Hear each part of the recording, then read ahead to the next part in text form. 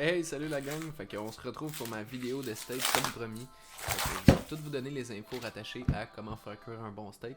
Et puis la première étape, c'est la saumure à sec. La saumure à sec, c'est un grand mot compliqué, juste en fait qui veut dire de pré-saler le steak un 12 à 24 heures avant. Donc la journée avant de faire votre steak, juste le sortir, le déballer, mettre du sel sur toutes les facettes. Et puis si vous avez un plat avec une plaque surélevée, c'est sûr que c'est mieux. Comme ça va laisser l'air passer partout autour.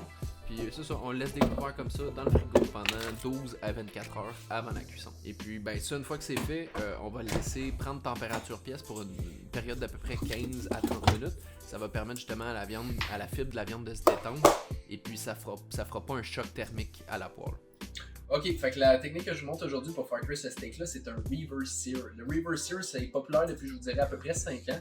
Puis en fait, la méthode, c'est vraiment juste de commencer par la cuisson indirecte, puis on va terminer en saisissant le steak. Et puis ça donne juste un résultat plus optimal, parce que tu sais, disons que votre cuisson, vous mangez saignant, médium saignant, quand on le fait cuire de façon traditionnelle, il y a tout le temps comme une bande grise qui sépare la température désirée. Fait que ça élimine un peu ces bandes grises-là. Fait que tu sais, t'as vraiment comme ta croûte de cuisson, puis c'est medium rare, all in all, wall to wall. Fait que ça donne juste un résultat qui est plus optimal, puis c'est plus souvent recommandé pour les pièces qui ont une épaisseur importante, comme le steak que j'ai présentement. Tu sais, c'est 1,5 pouce, quasiment 2 pouces ici. Fait que de chaleur indirecte, je vous dirais que ça va prendre à peu près 45 à 50 minutes à une température de 250 degrés. Puis après ça, on va venir la saisir à la poêle. Fait qu'on se rejoint au rond. Ok, nous voilà au four. Fait que j'ai la pièce, je suis prêt à l'envoyer au four. Pour l'envoyer au four, je vous conseillerais d'avoir une plaque avec une grille surélevée pour qu'il n'y ait pas contact directement avec la plaque. Moi, malheureusement, j'en ai plus. Je l'ai perdu, celle que j'avais dans un déménagement. Je sais pas qu'est-ce qui s'est passé avec.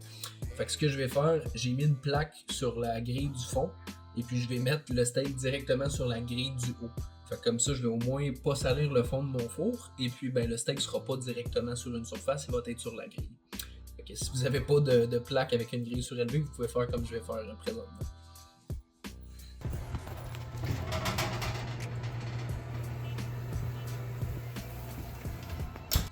Hey guys, un petit pense-bête, là, si jamais vous voyez des brown spots comme ça sur votre steak, là, mettons ça fait 2-3 jours qu'il est dans le frigo puis il est couché sur cette facette-là, c'est normal, c'est de l'oxydation ça. Le steak il est pas pourri, il est pas moisi, il est très bon. Puis je sais pas si vous voyez, il y a comme des petits white spots au bout là. C'est pas de la moisissure non plus, ça c'est de la sueur de scie. Dans le fond, quand ils ont scié le steak, c'est une lame qui coupe là, mais le gras se liquéfie puis c'est ça qui se ramasse ici. C'est juste que la personne qui m'a vendu le steak l'a peut-être juste nettoyé rapidement, c'est tout. Mais il est très bon ce steak-là, jetez-le pas. Ça fait exactement 50 minutes, mon steak est à la température désirée.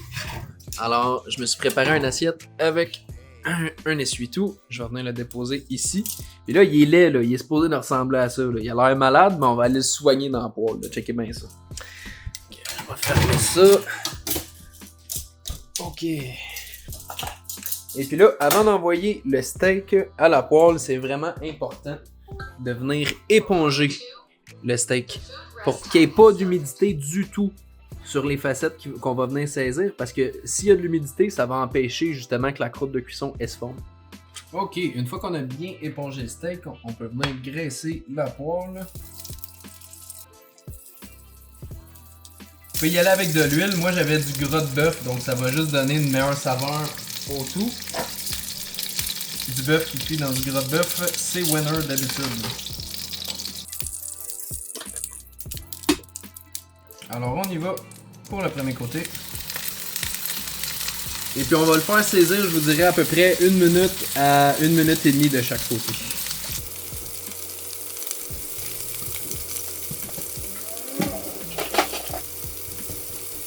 Et puis à l'aide d'une presse, je vais venir peser un peu sur le steak juste pour que la croûte elle se fasse uniformément.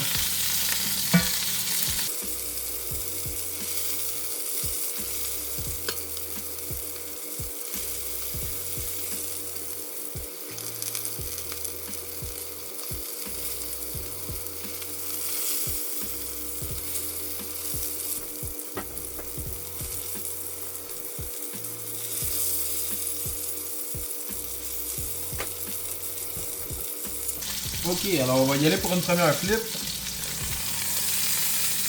Ah, regardez-moi ça, la belle croûte. C'est exactement ça qu'on veut. Une belle croûte uniforme, une belle couleur, rien de brûlé. C'est exactement ça qu'on fait.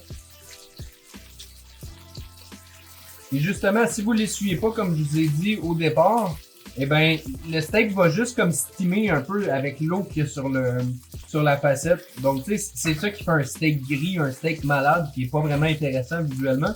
Puis en bouche aussi, parce que cette belle croûte de cuisson là, ça donne une texture qui est vraiment intéressante en bouche.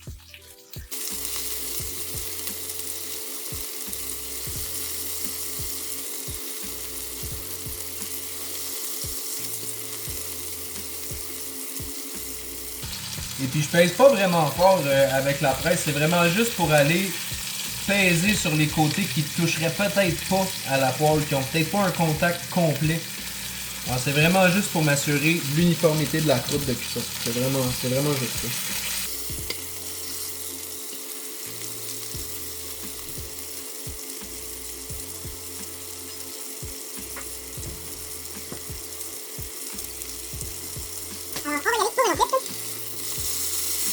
Ce côté-là est moins beau, donc je vais rester un petit peu moins longtemps sur l'autre côté, puis je vais revenir sur ce côté-là plus rapidement.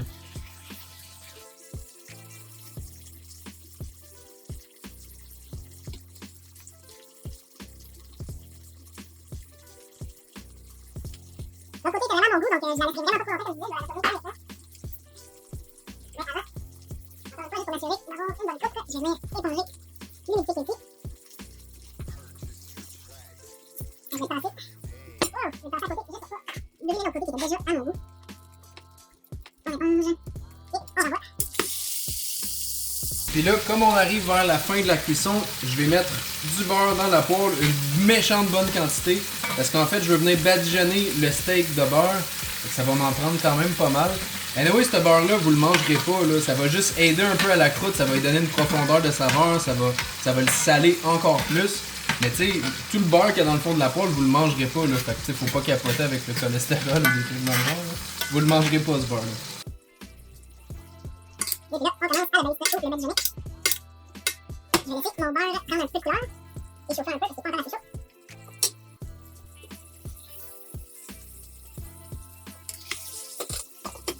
Je vais faire la même chose de ce côté-là, et puis je vais retirer le steak et puis le laisser reposer pour un bon 10 minutes.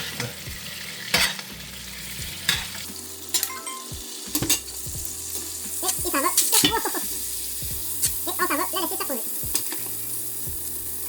Ah, regardez-moi ça, le beau steak. Fait que moi, je mange médium bien. Fait que allons voir si j'ai réussi ma cuisson. Si je me fie à l'os ici, pas mal certain que je suis à la bonne place. Ah ouais. Écoutez, c'est vraiment très rare que je rate un steak, là. Quand je dis rare, c'est quasiment jamais. Mais ça arrive, on peut pas toujours être parfait.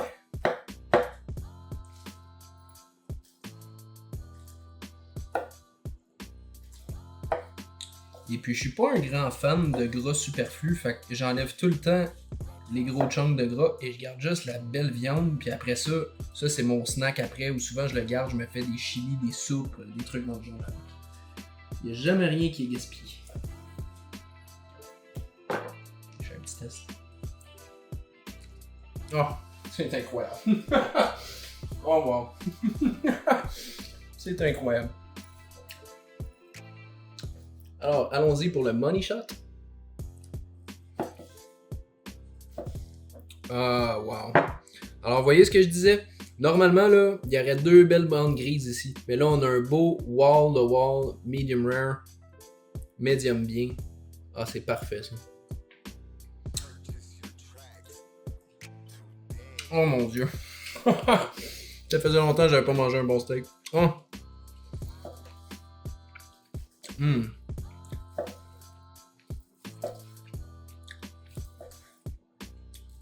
Mon Dieu que c'est bon.